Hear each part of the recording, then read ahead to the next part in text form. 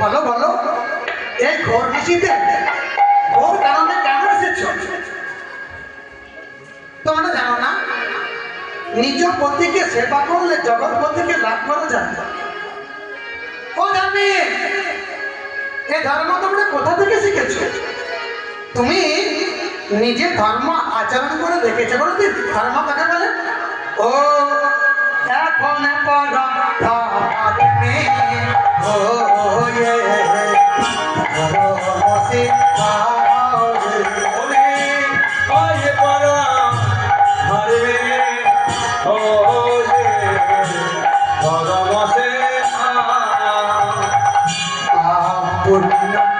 যত তোমাকে জানে গো